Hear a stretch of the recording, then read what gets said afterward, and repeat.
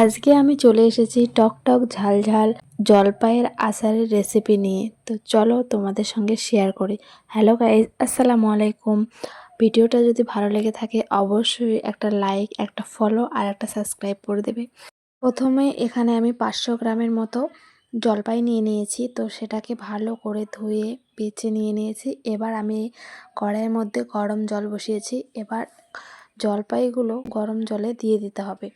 তো দেখো আমি জলপাইগুলো গরম জলে দিয়ে দিয়েছি। এবার ঢাকনা দিয়ে ভালো করে জলপাইগুলো সিদ্ধ করে নিতে হবে। তো দেখো আমি এখানে নাড়াচাড়া দিয়ে দেখছি যে জলপাইগুলো ঠিকঠাকভাবে সিদ্ধ হয়েছে কিনা, কারণ একটু শক্ত শক্ত থাকলে অসুবিধা হবে। তো এখানে আমি মশলার জন্য নিয়ে নিয়েছি কিছু উপকরণ। এটাকে এবার শুকনো খোলায় গরম করতে হবে। তো এখানে দেখো সিদ্ধ করা হয়ে গেছে। এবার জল ঝরিয়ে নিলাম। আর এবার আমি মশলাটা রেডি করব। তার জন্য নিয়ে নিয়েছি 2টো শুকনো লঙ্কা আর তেজপাতা, দিয়েছি সাদা এলাচ, দারচিনি। এটাকে ভালো করে গরম করতে হবে। একদম পোড়া পোড়া করলেও হবে না, কিন্তু হালকা মুচমুচে গরম করতে হবে। তারপর দিয়ে দিয়েছি জিরে আর দিয়েছিলাম পাঁচফোড়ন। তো এগুলো আমার ভালো করে গরম করানো হয়ে গেছে। এবার এটাকে আমি শিলে পিষে নেব। তো দেখো আমার হয়ে গেছে, একদম মিহি করলে হবে না। তো এবার আমি জলপাইটাকে ভালো করে হাত দিয়ে চটকিয়ে নিব।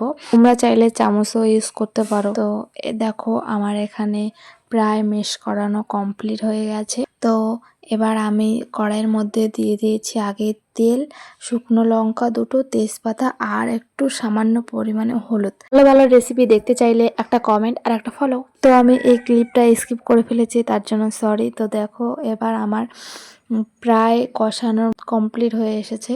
তো এটাকে ভালো করে কষিয়ে এবার দিয়ে দিলাম চিনি। আমি যেহেতু 500 গ্রাম জলপাই নিয়েছি, তার জন্য তো এখানে দিয়ে দিতে হবে 250-র একটু বেশি চিনি। তো তোমরা যে যেরকম মিষ্টি খেতে পছন্দ করো তো সেইভাবে দিয়ে দিবা।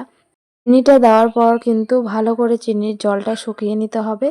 এবার দেখো আমার প্রায় কমপ্লিটের দিকে। তো আমি যে মশলাটা রেডি করেছিলাম তো সেই মশলাটা এবার দিয়ে দিলাম। এবার ভালো করে কষিয়ে নিতে হবে। তো এই জলপাইয়ের আচারের মধ্যে তোমরা জল ইউজ করবা না। জল ইউজ না করলে অনেক দিন রেখে খেতে পারবা। তো দেখো আমার প্রায় হয়ে গেছে। এই যে দেখো আমার জলপাইয়ের আচার একদম পুরোপুরি রেডি। তো এটাকে একটু রেখে দিলে আরও টেনে নেবে। তো দেখো এই যে কতটা টেনে একদম শুকিয়ে গেছে। তো এরকমই থাকবে, এর বেশি আর টানবে না। তো দেখো কেমন লাগলো কিন্তু অবশ্যই কমেন্ট করে জানাবে জলপাইয়ের আচারটা। তো এই যে দেখো আমার একদম পুরোপুরি কমপ্লিট। এটাকে এবার আমি কাচের বয়ামে রেখে দেব। ওকে, খোদা হাফেজ।